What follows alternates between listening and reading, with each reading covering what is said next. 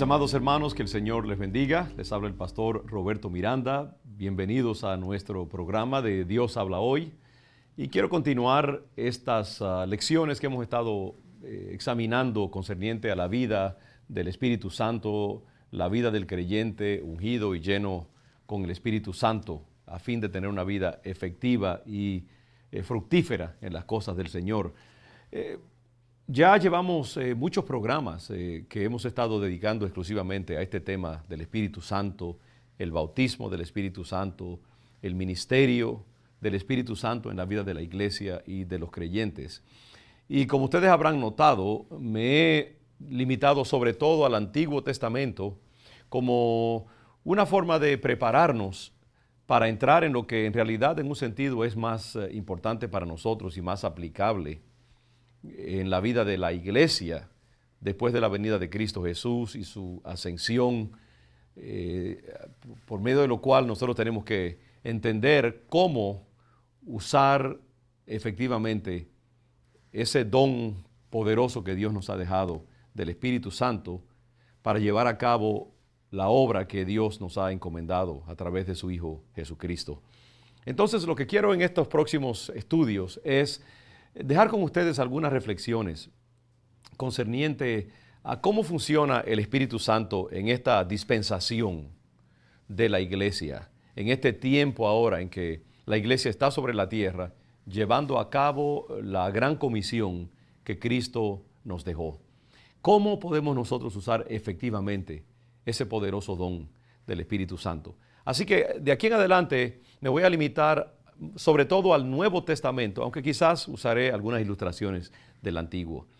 Hemos visto, sin embargo, estudiando la vida de Saúl y cómo el poder de Dios se movió en la vida de Saúl, un hombre muy imperfecto, pero que esto nos ayuda inclusive a entender mucho mejor este ministerio del Espíritu Santo, porque todos, después de todo, somos gente imperfecta. Y el mover del Espíritu Santo en la vida de los creyentes es algo extremadamente dinámico. No es unidimensional y fácil de catalogar o definir, sino que tiene muchos aspectos interesantes. El poder de Dios, la llenura y la obra del Espíritu Santo interactúan y se relacionan con la vida del creyente, que es una vida imperfecta, limitada, cambiante, progresiva. Y el Espíritu Santo está ahí siempre al lado de nosotros, siguiéndonos y acompañándonos a través de los zigzagueos y los vaivenes de la jornada espiritual de cada creyente. Entonces, por eso yo creo que Saúl, un creyente, entre comillas, muy imperfecto, nos puede ayudar. Y también hemos visto en la vida de David ese mismo tipo de situación. David, un hombre tremendamente imperfecto también, y cómo el Espíritu de Dios, por medio de la unción que recibió a través de la impartición de parte del profeta Samuel, también David se benefició de ese mover del Espíritu Santo, aunque también era un hombre extremadamente imperfecto que cometió también muchos errores. Y todo esto nos ayuda a entender en nuestra propia vida cómo el Espíritu Santo también se mueve en nosotros. Ahora cambiamos al Nuevo Testamento sobre todo y vemos allí que el propósito del Señor Jesucristo siempre fue que la iglesia se moviera en la unción y en el poder del Espíritu Santo. Inclusive vemos que en el mismo ministerio de Jesús, el Espíritu Santo jugó un papel absolutamente clave desde el inicio mismo de su ministerio. Vemos, por ejemplo, en pasajes como en Lucas, donde en el capítulo 4, apenas el Señor comenzando su ministerio, dice allí, capítulo 4, versículo 1, Lucas, Jesús, lleno del Espíritu Santo, volvió del Jordán y fue llevado por el Espíritu al desierto. Vemos también que el Espíritu Santo estuvo allí en el mismo nacimiento de Jesús, posándose sobre la vida de su madre María y engendrando la vida de Dios plena en el cuerpo de Jesús hombre, que entonces vino a ser hombre perfecto, Dios perfecto, conviviendo en una sola persona. Vemos también que el Espíritu Santo estuvo allí cuando Simeón y Ana recibieron revelación de que ese niño que había nacido, José y María, era en efecto el Mesías anticipado. Y en Lucas capítulo 2, versículo 25, dice que había en Jerusalén un hombre llamado Simeón, y este hombre era justo y piadoso y esperaba la consolación de Israel, queriendo decir el Mesías, y el Espíritu Santo estaba sobre él, y le había sido revelado por el Espíritu Santo que no vería la muerte antes que viniese el ungido del Señor. Ungido, Mesías, era el ungido de parte del Espíritu Santo, lleno del poder y de la unción del Espíritu Santo, que era Jesucristo. Y dice que Simeón, movido por el Espíritu, vino al templo. Es decir que vemos allí en esa escena de Simeón y Ana cómo el Espíritu Santo estaba operando continuamente. Acerca de Ana se dice que en el versículo 36, Lucas capítulo 2, que estaba también allí Ana, profetiza. Es decir, Ana tenía el don de la profecía.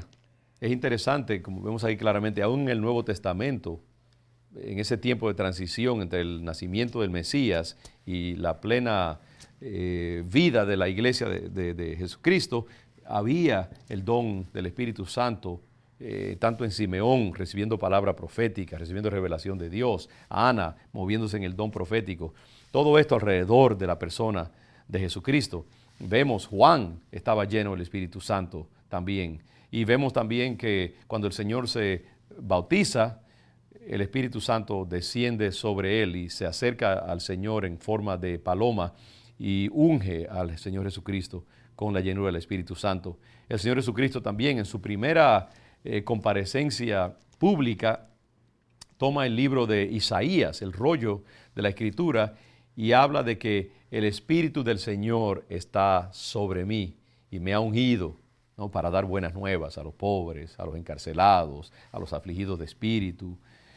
Todas estas cosas. Es decir que el Señor se movía en el poder, en la unción del Espíritu Santo, en su forma encarnada, y el Espíritu Santo estaba con el Señor Jesucristo donde quiera que Él iba. Inclusive vemos también que en el pasaje cuando el Señor resucita y se acerca a los discípulos ya en su forma resucitada, les dice que recibid del Espíritu Santo.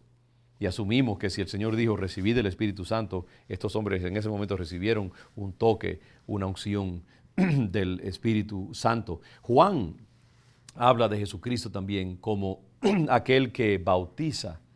Es el que bautiza en el Espíritu Santo. Estoy buscando aquí, sí, Juan 1.32.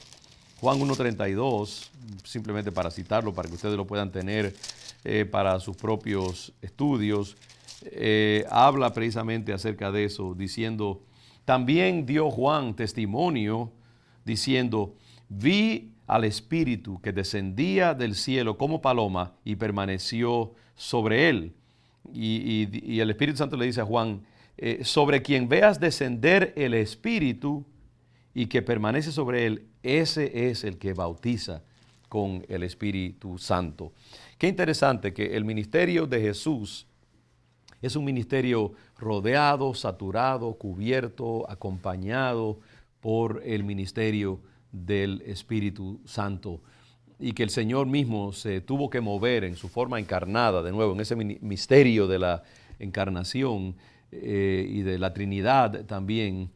Dios mismo que mora en el cuerpo de Jesús, el Hijo, el Padre, pero también el Espíritu Santo se requiere para estar allí. Y como que Jesús se especializa, según dice Juan, en bautizar. Ese es el que bautiza en el Espíritu Santo. En otro pasaje Juan habla de que Jesús es quien bautiza con Espíritu Santo y fuego, mientras que Él solamente se limita al bautismo en agua. Entonces, el Espíritu de Jesucristo está caracterizado por esa presencia, esa compañía, ese mover del Espíritu Santo. Y el último pasaje que me viene a mente, para que tengamos ya esa enseñanza como una sola unidad, es que el Señor Jesucristo, cuando está despidiéndose prácticamente de sus discípulos, creo que es en Juan capítulo 14 o capítulos 15, pueden buscarlo allí, Él habla de que yo me voy, pero enviaré a vosotros un consolador, el Paracletos, ¿no?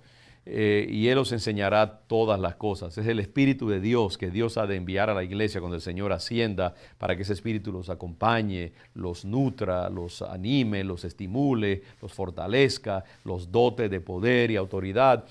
Todas estas cosas están relacionadas con el ministerio del Espíritu Santo. Yo espero que esto les ayude un poco a entender que el ministerio de Jesús es un ministerio que tiene que estar caracterizado por una presencia y un mover del Espíritu Santo, y eso tiene que ver mucho, como veremos más adelante, con nuestras propias vidas, nuestros ministerios y el ministerio de la iglesia con I mayúscula en toda la tierra.